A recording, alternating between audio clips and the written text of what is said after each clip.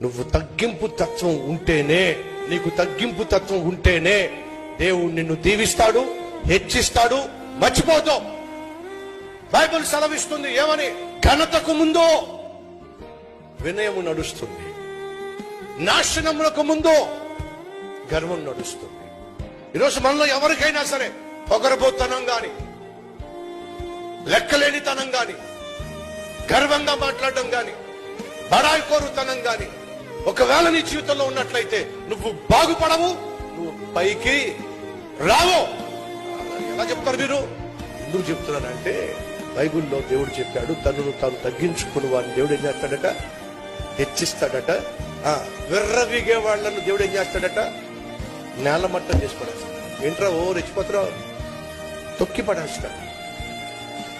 సౌలు విర్రవీగాడో, దేవుడు తొక్కి పడేస్తాడు. దావీదు తగ్గించుకున్నాడో,